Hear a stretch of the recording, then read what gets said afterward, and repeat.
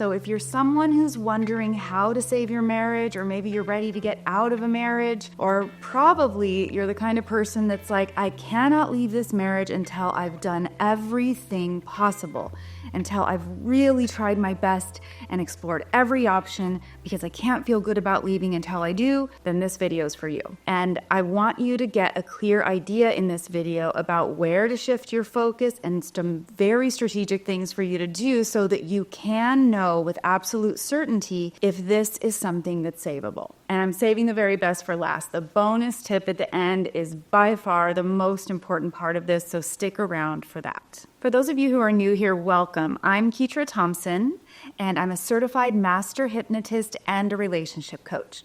So what I do with my clients is I help them go back on a subconscious level to reframe their subconscious beliefs that are driving their unwanted behaviors, their unwanted patterns, and really keeping them from having a life that they love. So if you'd like to learn more, there is a link in the description below to my website, and also you can set up a completely free complimentary consultation call so that you and I can chat and I can help you get some clarity and give you my very best recommendations. So you'll want to check that out. And if this content resonates with you, I really appreciate it if you would click like and subscribe so you could be notified every time I post a new video.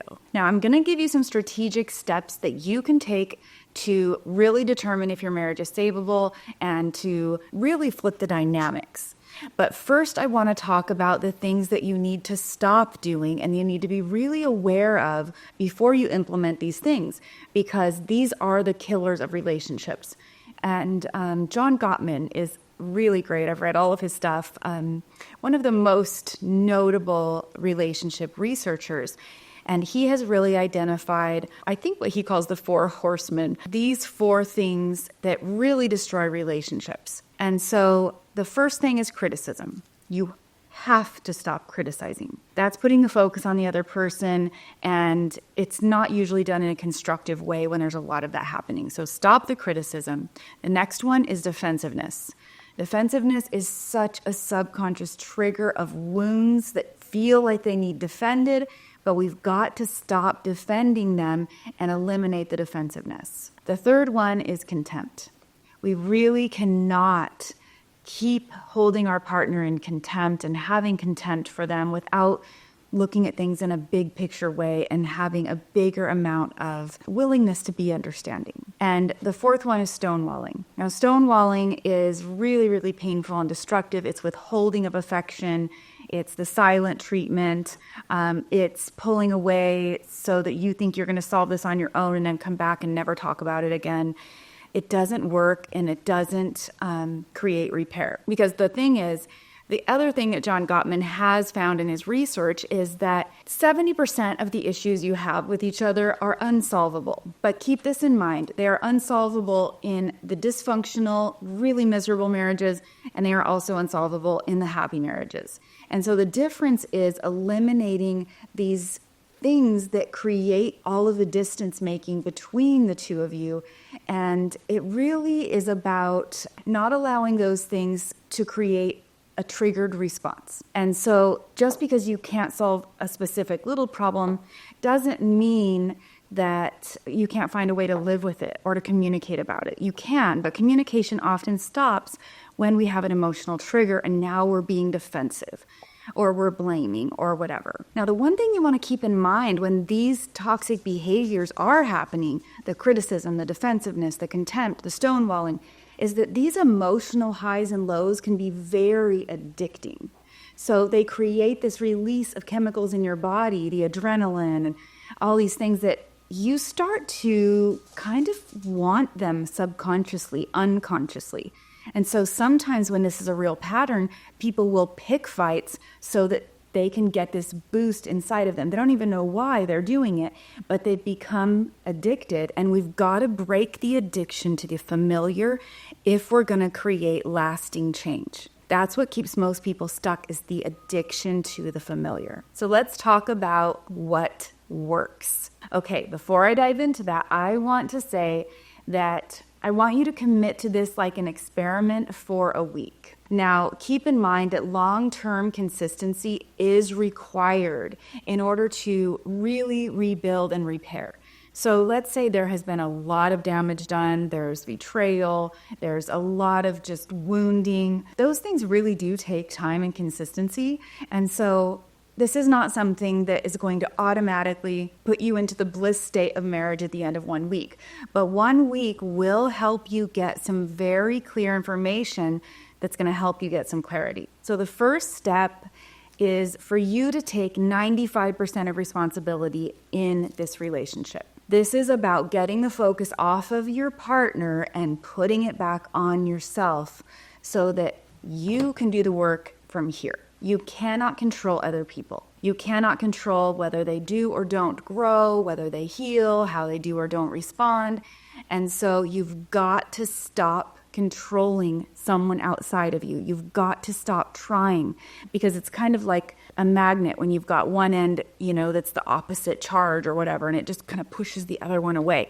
You've got to back off and stop controlling and give them the space to actually see the change and the consistency. And so I love this story. I heard it from a pastor several years ago, and I think it's a really good analogy for what this means. It's a story about a time in a village when trading cows was the norm for getting a wife. So you paid the family with the number of cows you were willing to give them to marry their daughter. And there was this one guy in this village who insisted forever he was going to have a 5-cow wife. This is like the top of the top, the best of the best.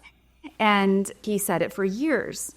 And he ended up asking this very plain, very simple woman in his village to be his wife, and wanted to pay 5 cows for her. And everyone thought he was crazy because there was nothing special about her. She was plain Jane, girl next door, nothing, no big deal, not worth 5 cows in, the opinions of others. But he insisted that she was worth 5 cows and he was going to have a 5-cow wife. He always knew he was, and that's who he wanted. So he married her. They ended up moving to another village quite a distance away, and years later, the story kept going that he did this, and there was a man that went to visit him to see, why did you spend 5 cows to get this plain Jane wife? Like, how did that work out for you?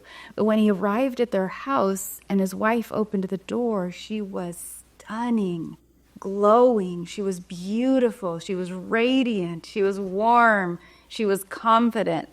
And what he realized after talking to her and talking to the husband is that she became what he believed she already was. She became the way he treated her. And so when we think about that story, we need to realize that the people who are under our influence the most will become what we pour into them. And if we are so loving and so supportive and so nurturing and caring, and we've really done the work ourselves, they reflect that in themselves. And so when you stop trying to control and fit someone into a box to be whatever you want and you allow them to flourish, it's a big difference. So let me recap. I kind of went on a tangent there. The step 1 is that you take 95% of responsibility for this relationship. And as soon as you really own that, you can let that other person off the hook in a lot of ways. For this 1 week experiment, let me remind you. Now, you really need to have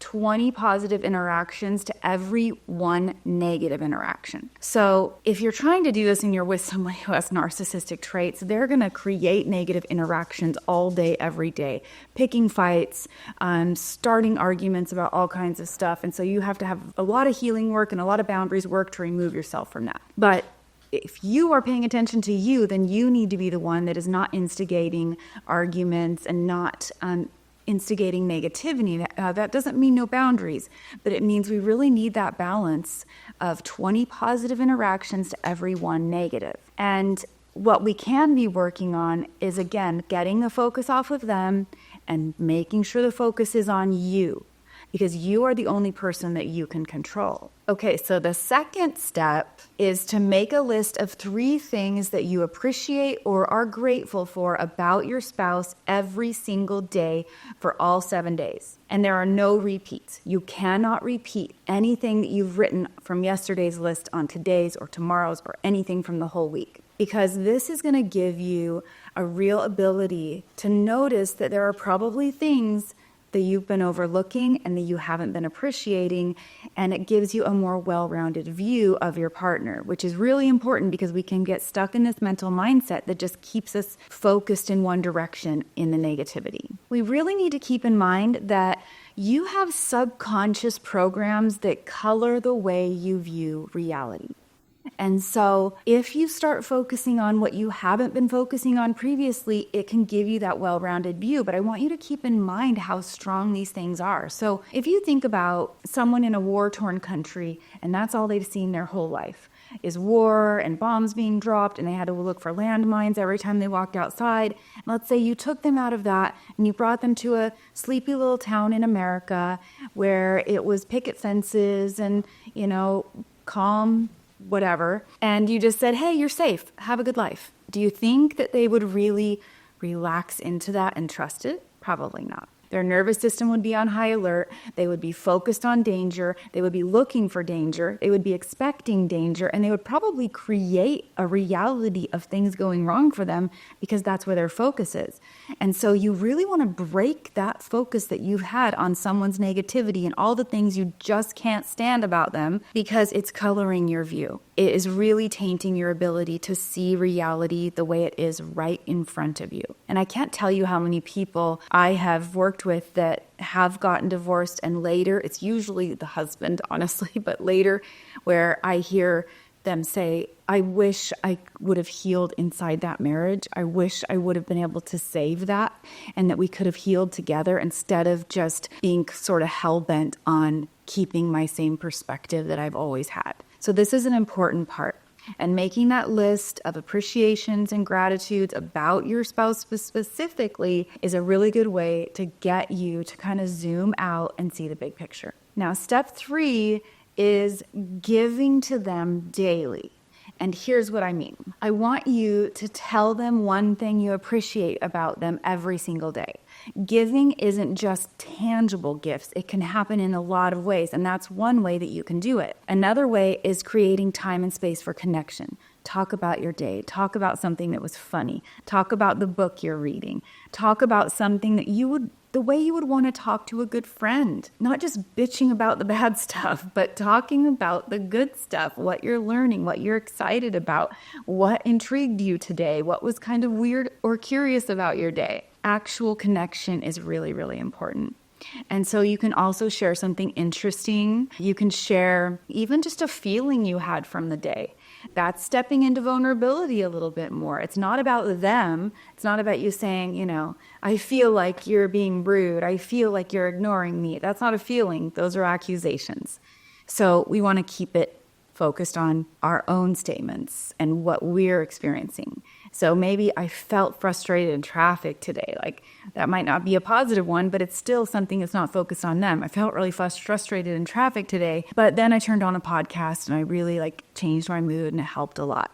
That's just a little detail about your day that creates a connection point. They get to have a little window into your day. You want to keep in mind when you're engaging and giving of yourself and your communication and all of that you are being warm, that you're being light, that you're being softer than normal, and that you are there to really serve them and to even give them tangible gifts. Maybe something is their favorite. Maybe their favorite chai latte or coffee drink or whatever it is, and you just kind of randomly get it and bring it to them. Not over the top, not, extravagant love bombing, but thoughtful, kind gestures can really go a long way. And studies have shown that couples need at least 90 minutes a week minimum of connecting, talking, telling each other about each other's worlds, what's going on at work, what's going on at home, what's going on with the kids, how am I feeling, how are you feeling, what are we dreaming about? We need at least 90 minutes per week. And so that is the bare bones minimum. We need to make the time to do that. And that is the gift. We are giving of ourselves, of our time, of our attention, and we are making that spouse a priority. Now, I'm going to go into this bonus that I really want you to hear, the really, really big part of this. But first, I want to give you just a few things to remember. You don't just go to work for yourself, because a lot of people will use these kinds of excuses. Well, I already do things for my partner. I go to work every day. I provide. Well, guess what? If you're single, you will still go to work. And you have to stop giving yourself credit for just being a responsible adult. You still have to clean your house when you're single. You still have to do the damn dishes when you're single. You still have to do your laundry when you're single. You still have to mop the floor. You still have to do all these things when you're single. And so we really want to be team players in our marriages, and we want to have this equality. But I want you in this experiment to really stop giving yourself credit for stuff that you would have to do even if you were single. And that can give you a more zoomed out frame of reference so that you can actually look at what's important and get a big picture view. I mean, let's be real. It's really sort of a stereotypical thing that men do. I provided. Well, you might have provided financially, but women today really don't care as much about that as they care about you also being emotionally available and connected. Because remember, I talked about that 90 minutes minimum per week of connection. A lot of that's not happening. And so you do grow apart and you do start picking apart these things about each other. It's not really about the things. It's about the lack of connection. So now here is the bonus tip. And this is a big deal. You need to learn how to create satisfaction in your life that is not 100% dependent on your partner. Now, how do we do that? First, we heal the subconscious triggers and fears. A lot of the things that keep us in a codependent place of neediness from them is because we have all of this subconscious programming. And so the subconscious programming is running the show. I will say it over and over, but the subconscious mind is controlling over 95% of everything you think, feel, and do. And it's primarily programmed from birth to age 7. And so after that, you've got subconscious programming that continues in a different way. It gets locked down at age 7, but when you programmed it, let's remember, you don't have a lot of discernment before that age. So when your needs didn't get met, you probably had beliefs that were like, I'm not good enough, I'm bad. And then you go through life, and either big traumas or complex traumas, they can kind of break through that guard over the subconscious mind and affect the way you see yourself and the world around you as well. So we've got this old programming that we're fighting against. And so when you heal the subconscious fears and the triggers, now you can feel confident stepping out of your comfort zone, doing things that are new, trying new things, building a life that's fulfilling, creating friendships, creating hobbies, and also integrating that with your spouse. You want to have some integration, things you do together and things you do separately. Because if we don't have any identity outside of our spouse, it doesn't create attraction, first of all. It doesn't create polarity, but it also doesn't fulfill your needs, because your needs are not the same as your spouse's needs. And you won't even know what your needs are if you're outwardly focused, assuming that your needs are what someone else needs. It just doesn't work that way. And so we need to have that connection without the fear of being judged. We need to be able to build that certain level of autonomy in our life. And this does not mean changing them. That fear is yours. You thinking, oh, well, if they just did this and they just did that, then I'd be fine. No, that fear that's keeping you from having a fulfilling life, it belongs to you. It's coming from your subconscious mind. It's your insecurity. And so you've got to be able to address that. Now, of course, the fastest way that you can do that is in the hypnotherapy process, because one of the only times we really have access to our subconscious mind is in hypnosis. So we can go back and reframe those beliefs with truth, taking away some of that fear and sting around it, and especially the obsessiveness around certain patterns, so that you can fully step into a life that you want, that you love, and that you can be open to accepting newness into. So this is all about rewiring your mind and taking back control. You don't have to be who you once were. We tend to fall into this pattern of identifying who we are and what we believe and all of these things based on our past experiences. Well, this is just who I am. Well, this is how I'm wired. That's bull. You don't have to be who you once were. You can decide who you want to be. You can reconnect with your authenticity, but it takes some intentional work. It takes the choice of interrupting those patterns and really changing the way that you view things and getting that spotlight off of your partner and onto yourself so that you can start identifying your own needs, so that you can be clear on what your emotions and feelings are telling you, because they're just messengers and they're always giving you good information. But if you're disconnected from yourself, especially because of that subconscious programming, it makes it really, really difficult to accomplish what you want. So a quick recap. So first, I want you to take 95% of responsibility for everything in that relationship and get that focus off of them and onto you. Next, I want you to write 3 things every day for at least 7 days that you appreciate or are grateful for about your spouse without any repeats. That's a kicker. No repeats there. And I want you to, number 3, give to them daily. Whether that is your time, that is telling them one thing you appreciate, whether it's a small purchase, I want you to give to them every single day. Think about how you can be of service to this other person, because it matters. If you've been stuck in that negative spiral of viewing them a certain way and creating a narrative in your head a certain way, then you have tainted your own ability to see clearly. And of course, if you want to get rapid traction on this, dealing with those subconscious triggers and those emotions that are keeping you from showing up the way that you know you need to save this marriage, but more importantly, to have clarity and to save yourself, then set up that consultation call so that we can chat and I can give you my best recommendations. So until next time, I hope you curate a life by your own design.